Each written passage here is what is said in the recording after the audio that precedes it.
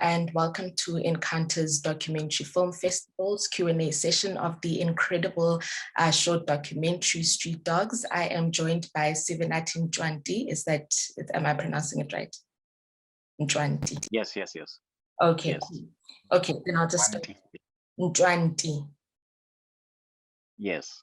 Okay, sorry, Kemosotu, so it's a little bit difficult to pronounce. Okay, cool, no problem. I'm just going to start again, but we are already recording. Okay, so hi everyone, my name is Refilwe Matafeng. Welcome to Encounters Documentary Film Festival. Today's Q&A session is on the incredible short documentary Street Dogs. I am joined by the director of this film, Sivenathi Ncwanti. Street Dogs is a character-driven documentary that follows a day in the life of a water reclaimer, Aphiwe Godi, a waste reclaimer, Aphiwe Godi, who helps keep the streets around Samora Machel Township clean. With little to no support from the government or his community, the film outlines the challenges that waste reclaimers face while trying to make a living. And this is, I really enjoyed watching this film.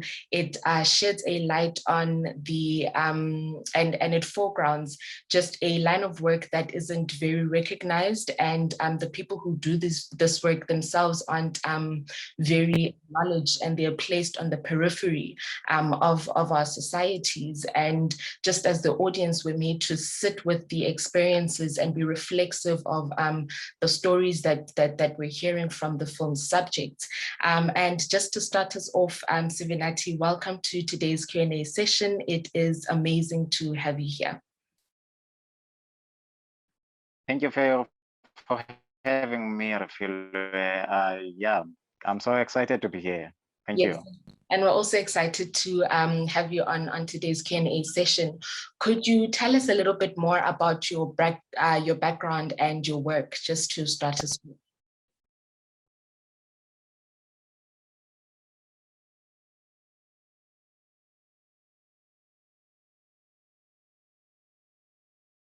My background, I'm a singer.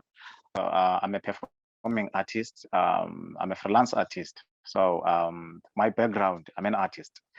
I was born and raised in the smallest town called Butterworth, Eastern Cape. I came in Cape Town around my high school time, 2007. From there, I pursued marketing management, but I couldn't finish my studies. Then I pursued arts, from performing arts to music to filmmaking. Yeah, that's where I am right now. Okay. And I mean, we're going to talk a little bit more about the film itself. Right at the beginning, you pose a question, or a question is posed, and that is, what is a waste reclaimer? And the responses that we hear sort of loom throughout the film, because it becomes more and more apparent that, you know, this is a line of work that not a lot of people know about, and the value that waste reclaimers have on communities in terms of cleaning them up, and in terms of, you know, saving our planet in itself, is something that isn't very well known. So could you tell us about what inspired you to make this film, and how you came to meet Aphiwe and hear more about his story? First of all, waste reclaimer is someone who is collecting the waste around the streets and in means of making money. You know, how did I meet Aphiwe? Aphiwe is one of the students where I was studying, and he told us the story about waste reclaiming and how he is doing it, you understand, and how a lot of people in our communities don't take waste reclaimers into consideration, or government don't take waste reclaimers into consideration. So I saw that story as very interesting, you know. So we decided that we need to make a documentary. In fact, in docu class, we decided that, okay, they decided that they will choose the story, and they allocated me as a director of the story. And I was so happy to direct such stories because I'm relating to them. I live in the township. I see waste reclaimers every day, and I see how people treat waste reclaimers in our communities, and how government treat waste reclaimers. They don't have value. But Apiwe came up with a story that was so intrigued to people, that waste reclaimers do have value, and waste reclaimers do help our government in order to clean our streets, in order to make sure that our streets are clean. But as I said, that we don't value them as they're supposed to be.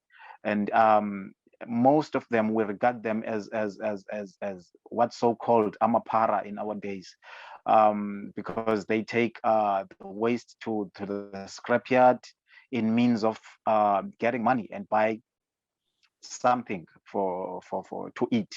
So the story on its own, it was touching for me, and it was a great journey for me to follow Apiwe's journey. Mm, And it's very visible just in the film itself when you say that this is a story that was very touching to you, because just it's the story and the subject matter is approached so compassionately in terms of how you capture the subject, how you focus and you look into the subject matter. And I saw that Apiwe, who's the main subject, is also the writer. What was the relationship that you had with him in terms of filming, and also for you as you were directing somebody else's lived experience? What was that like?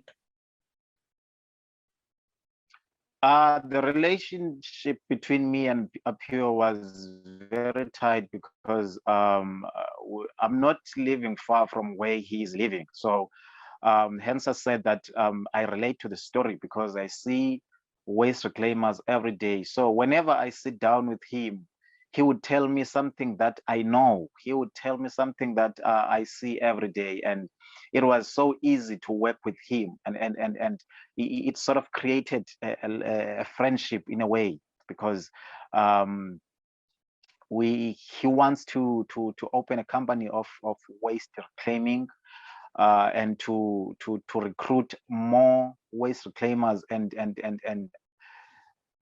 make awareness to people that waste reclaimers should be valued. So it was a very tight relationship, and we had a healthy relationship together. We never had challenges where we will have to, fight when it comes to inset. You understand? So it was a very good relationship of me and Apiwe, having shoot the film, because we did exactly what he wanted, and my ideas were very, very important to him. So yeah. Okay, and I just want to shift the conversation a little bit to the actual filming process.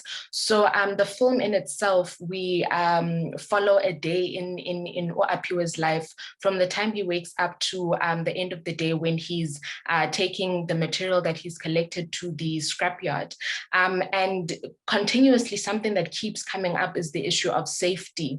In the beginning, it's safety in terms of, waste reclaimers being in direct contact with materials that are potentially harmful to them.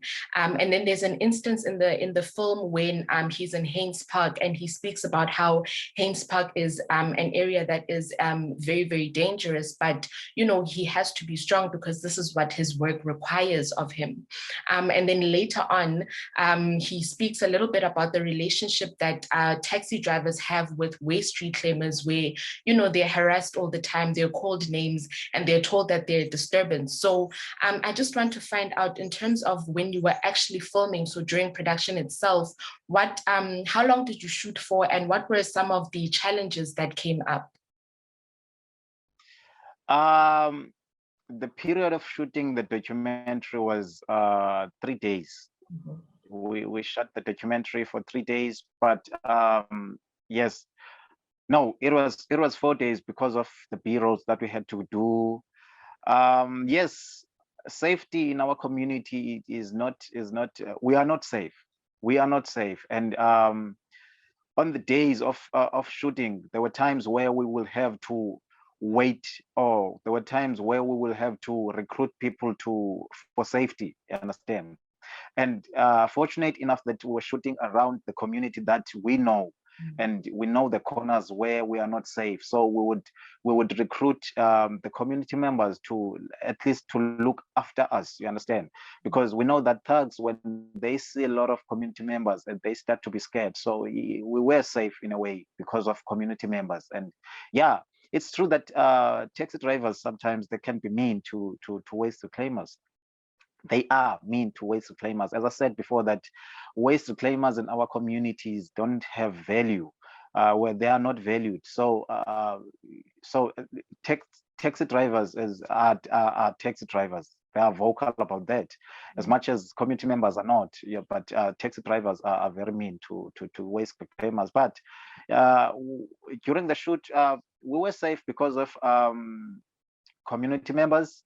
We recruited some securities from them, and some of them, because they like what we're doing, so they were there to just watch, you understand? So we were safe in a way.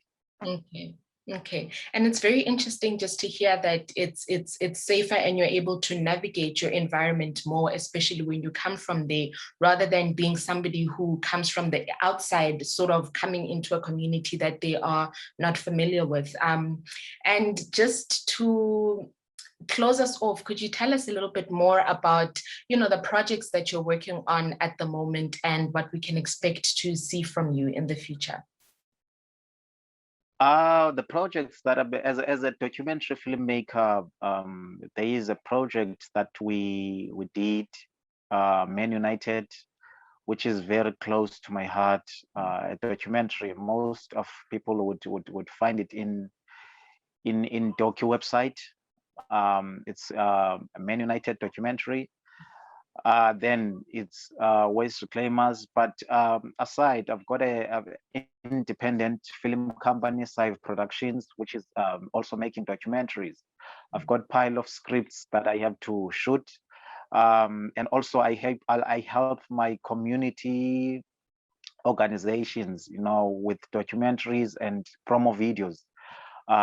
So a lot of people should wait for me when it comes to should expect me, or should expect a lot of documentaries from me in a year or so, because I've got a lot of scripts that I have. And yeah, and also I'm looking forward to work with Doki students on creating more documentaries in the future.